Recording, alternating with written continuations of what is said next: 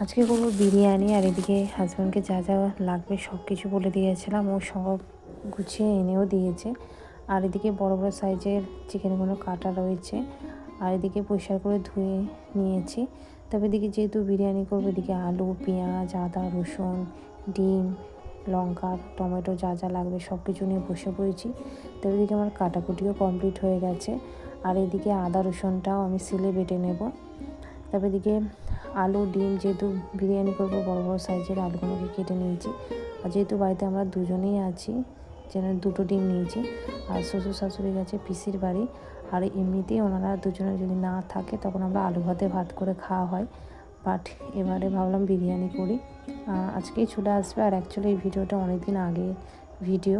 তবে এদিকে আলু, ডিম সিদ্ধ করে নিয়েছি। তবে এদিকে যেহেতু ভাতটা সিদ্ধ করবো, সেই জন্য এদিকে গরম জলটা ফুটিয়ে নেওয়ার পর তার মধ্যে লবঙ্গ, এলাচ, দারুচিনি আর 1 চামচ লবণ দিয়ে দিয়েছি।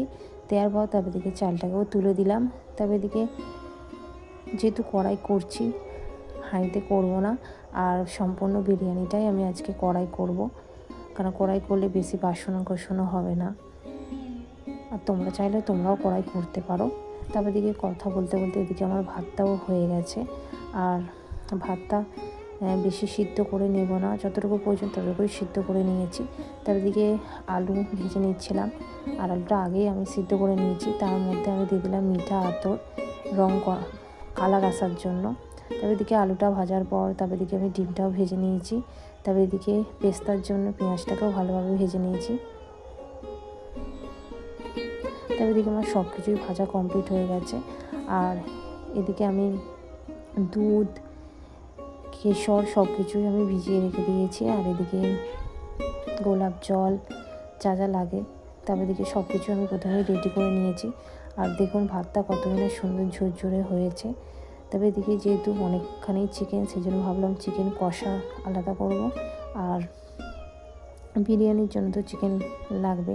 তবে এদিকে আলাদা চিকেনটাকে একসাথে করে নিয়েছি। তবে এদিকে সাইড করে নিয়েছি, মানে চিকেন কষার জন্য। তবে এদিকে যতটুকু আমার বিরিয়ানিতে দেবো তার মধ্যে আমি দিয়ে দিলাম বিরিয়ানির মশলা।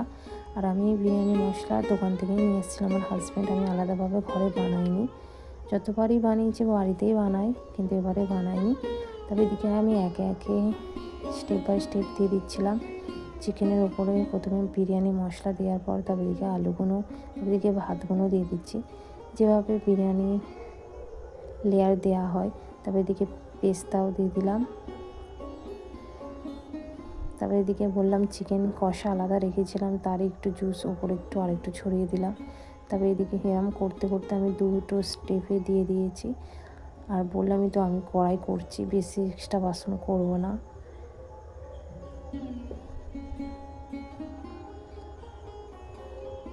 তবে এদিকে আমি সব কিছু হয়ে যাওয়ার পর তবে এদিকে দুধ, কেশর যা যা মিশিয়েছিলাম সব কিছুই দিয়ে দিলাম।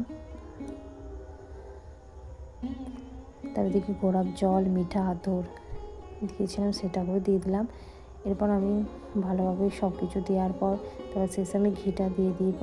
দেওয়ার পর তবে এদিকে আমি চাপা দিয়ে রেখে দেবো। রেখে দেওয়ার পর তবে এদিকে আমি 15 মিনিটের মতো হালকা আছে, মানে জোর, মানে 10 মিনিট 15 মিনিট করে করে এরকম 45 মিনিট বা 30 মিনিটের মতো দম দেওয়ার পর তবে দেখুন আমার রেডিও হয়ে গেছে। আর দেখুন কতই না সুন্দর হয়েছে। আর আমি এটা বাড়িতে 4বার বানালাম, মানে আমার শ্বশুর বাড়িতে। আর সেদিনে খুবই সুন্দর হয়েছিল। আর তোমরাই দেখে বলো কেমন হয়েছে। আর আমার এই ভিডিওটা তোমাদের কেমন লাগলো অবশ্যই কমেন্টে জানাবেন।